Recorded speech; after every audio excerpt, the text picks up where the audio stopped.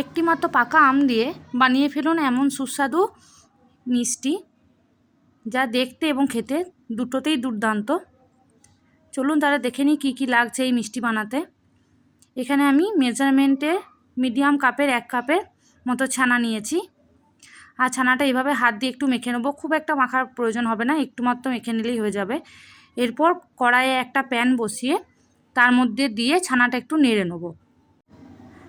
ছানাটা একটু ভালোভাবে খুন্তি দিয়ে নাড়ার পর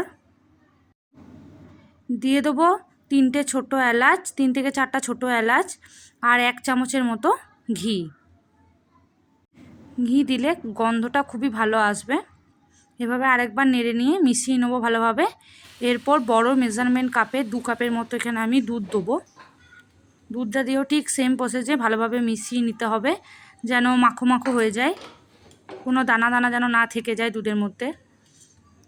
এইভাবে একটু ভালোভাবে নেড়ে নিতে হবে। এইভাবে ভালোভাবে নেড়ে নেওয়ার পর দেখবেন দুধ এবং ছানার যে মিশ্রণটি আছে একদম পুরো ক্রিমের মতো টেক্সচারে চলে আসবে। এইভাবেই নেড়ে নেড়ে মিশ্রণটা একটু ঘন করে নেব। তারপরে আমরা আমাদের বাকি ইনগ্রিডিয়েন্টসগুলো দিতে থাকবো। এখানে আমি 2 টেবিল স্পুনের মতো চিনি ইউজ করেছি। বেশি চিনি কিন্তু এখানে একদমই অ্যাড করবেন না, তাহলে মিষ্টিটা কিন্তু খেতে একদমই ভালো হবে না।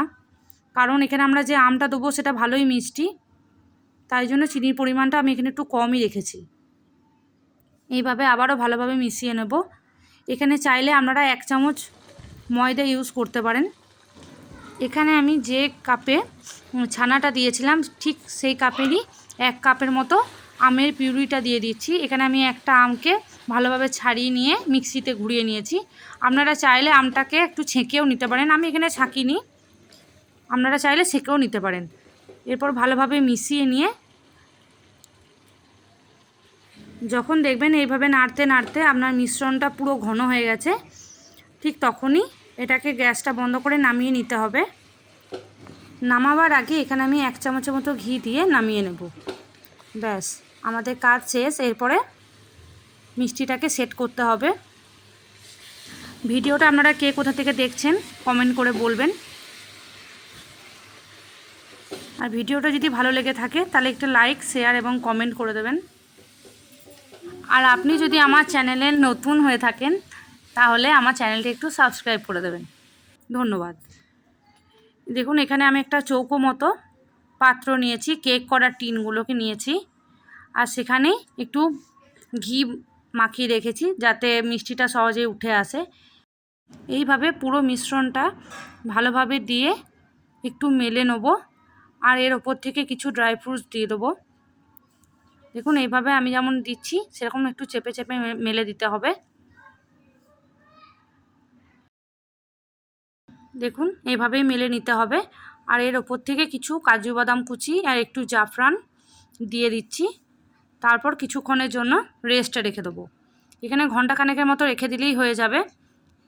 একটু টেনে যাওয়ার পরই মিষ্টিটা আমরা পরিবেশন করতে পারবো। দেখুন দেখতেই খুব সুন্দর হয়েছে না, খেতেও কিন্তু ভীষণই সুন্দর হয়েছিল। আম শেষ হয়ে যাওয়ার আগেই এই মিষ্টিটা চটজলদি বানিয়ে নিন।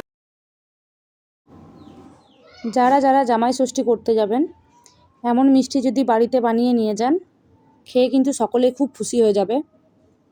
দেখুন আমি মিষ্টিগুলো এভাবে চৌকো চৌকো শেপে, কালাকান শেপে কেটে নিচ্ছি। আর একটু খোঁচা দিলেই কিন্তু মিষ্টিটাও ভালোভাবে উঠে আসছে, কারণ তলাতে ঘি দেওয়া আছে। দেখুন দেখতে কতটা সুন্দর হয়েছে। একবার হলো বাড়িতে বানান। ভিডিওর লেন্থ দেখেই বুঝতে পারছেন মিষ্টিটা কত তাড়াতাড়ি তৈরি হয়েছে। যারা চটজলদি মিষ্টি বানাতে চান তারা এই মিষ্টিটা ট্রাই করুন।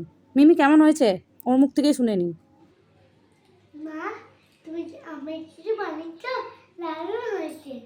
ভালো হয়েছে?